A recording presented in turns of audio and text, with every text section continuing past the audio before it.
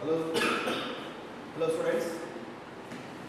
तो आज का जो टॉपिक है वो है इनफर्टिलिटी। ठीक है, ये टॉपिक इस चैप्टर का रिप्रोडक्टिव हेल्थ का लास्ट टॉपिक है। तो reproductive health, total wellbeing in all aspects of the reproduction, physical, emotional, behavioural and social. Then reproductive problems and strategies. Reproductive का सबसे बड़ा प्रॉब्लम है पॉपुलेशन। अब पॉपुलेशन बढ़ने से वहाँ बहुत सारे प्रॉब्लम्स है, फूड है, शेल्टर है, स्पेस है, लाइक दिस। उसको सॉल्व करने के लिए गवर्नमेंट ऑफ इंडिया के पास बहुत सारे प्लानिंग एंड स्ट्रैटेजी है, जैसे कि family planning, reproductive child health care.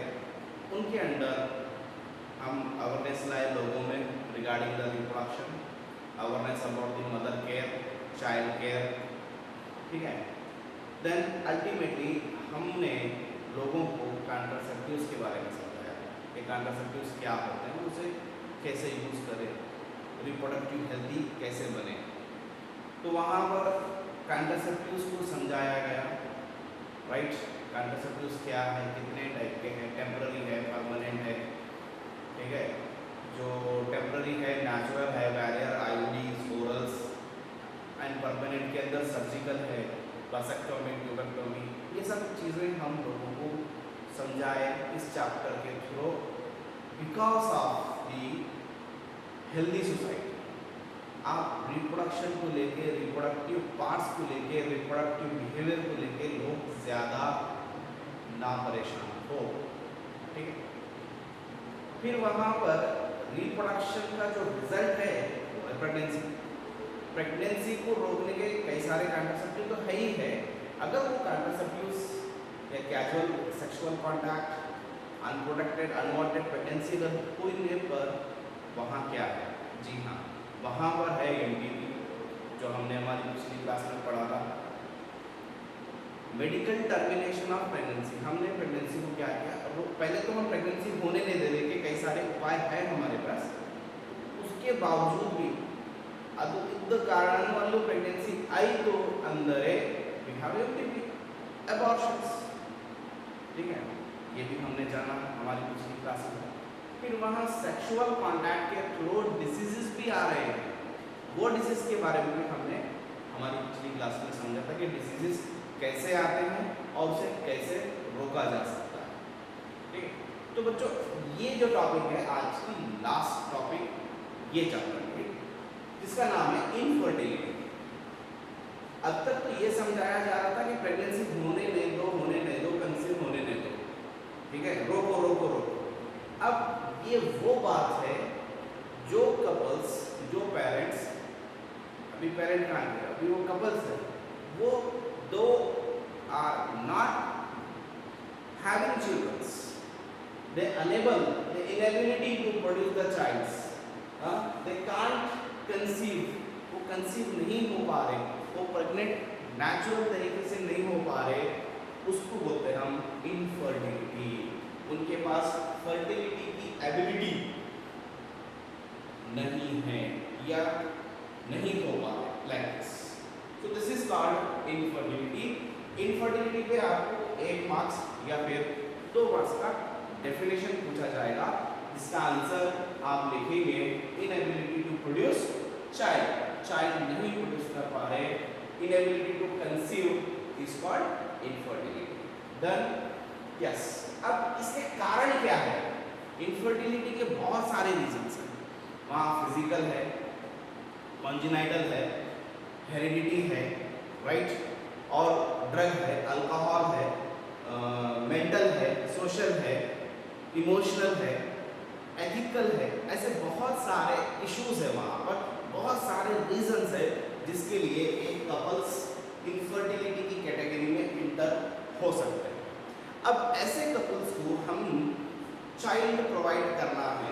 Medical science के सामने एक बहुत बड़ा चैलेंज था, तो मेडिकल साइंस ने कई सारे टेक्निक्स को प्रोड्यूस करा वहाँ पर, ताकि इनएबिलिटी, इनफर्टिलिटी कपल्स को चाइल्ड हो सके। उसको हम कहते हैं असिस्टेड रिप्रोडक्टिव टेक्नोलॉजीज, जिसका नाम है ART। ठीक है,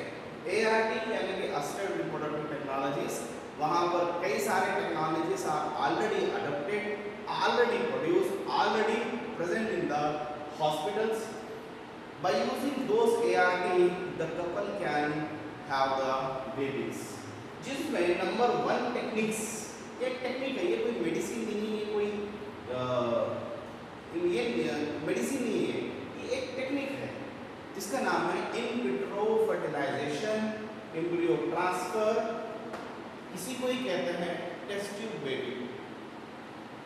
ठीक है, so this is one technique IVF ET ನೋಡ್ರಿ ಇಲ್ಲಿ ಏನಾಗ್ತಾ ಇದೆ, IVF ET is one of the technique in art assisted reproductive technology where it gives the babies to the in infertility couples. So fertilization से आप familiar है, you know what you mean fertilization. After the intercourse, after the sexual contact, when male ejaculate his semen into the female tract that contain 200 to 300 million sperms, in that sperm, in one of that sperm can fertile an egg, that is called fertilization. Enter into the egg, that is called fertilization. अब वहाँ ये fertilization process नहीं हो पा रहा, fertilization is the first, implantation is the next, pregnancy, pregnant, 9-month period pregnancy, then delivery, ये normal process है, but there is no fusion. There is no fusion between sperm and egg. There may be lack of sperms, there may be lack of egg, the facility is not like that, the environment is not supported, many reasons for the not fertilization, for fertilization does not take place. In that condition, we make fertilization out of the body, right? The couple does not produce the child, उस couples के हमने reproductive cells उनकी body में से लेना है, बाहर लेना है, फिर उसको बाहर fertilize करना है outside the body, hence it is in vitro fertilization. In vitro fertilization का मीनिंग ही ये है outside the body. हमने इनकी बॉडी के बाहर इनके रिप्रोडक्टिव सेल्स को बाहर निकाला, फिर हम फर्टिलाइज करें. After the fertilization, tell me what happened? The egg, the ova become zygote. In zygote, cleavages happen. What do you mean cleavage? Cell division happen. Cell division, that stage is embryo. And now after the fertilization outside the body, that fertilized egg, the embryo or zygote is transferred to the uterus of the mother. Then it is embryo transfer. ये सब कंठ कहानी कहाँ हो रही है? उनको किसी टेस्ट ट्यूब के अंदर, इन लैबोरेटरी. आप टेस्ट ट्यूब का मीनिंग जानते हैं, टेस्ट ट्यूब किसे कहते हैं? टेस्ट ट्यूब के अंदर ये बच्चा बन रहा है, इसलिए इसे हम कहते हैं test tube baby. Okay, so what happen exactly, what is the procedure here? First of all, that female is injected by FSH. FSH क्या है? हार्मोन का नाम है, फॉलिकुलर स्टिमुलेटिंग हार्मोन. वो हार्मोन उस फीमेल को दिया जाता है ताकि वो ज़्यादा से ज़्यादा एग प्रोड्यूस करे, जिसको हम सुपर ओवुलेशन कहते हैं. फिर उसके एग को निकाला जाता है लैप्रोस्कोप के जरिए से and kept in a laboratory in A cultured medium. ठीक है, एक प्रॉपर स्टैंडर्ड मीडियम में जिसमें वो डिस्ट्रॉय नहीं हो सकता, कल्चर्ड मीडियम, कल्चर्ड एनवायरनमेंट में उसे रखा जाता है. At the same time egg also, sorry, sperms also collected by donor or husband or that partner. Sperms or semen also collected and both are introduced in a petri dish or in a cultured medium for the natural fertilization in a test tube. In a natural fertilization takes place in a test tube within 24 hours. After the 24 hours, that going to be multiply that multiplication of the zygote after the fertilization is called cleavage.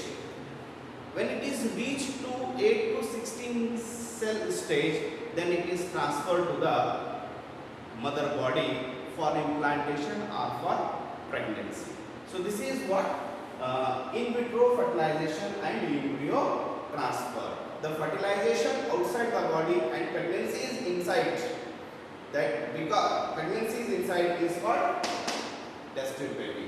Test tube baby का मतलब ये होता है fertilisation बाहर हो रहा है और प्रेगनेंसी बॉडी के अंदर in the uterus is known as what test tube babies. Here after the IVF in vitro fertilization there are other techniques also there like GIFT, gamete intrafallopian transfer. Here what happen, egg and sperms are collected and they are transferred into the upper part of the fallopian tube, because fallopian tube, what is the fallopian tube? Accessory duct of the female. In fallopian tube only fertilization takes place.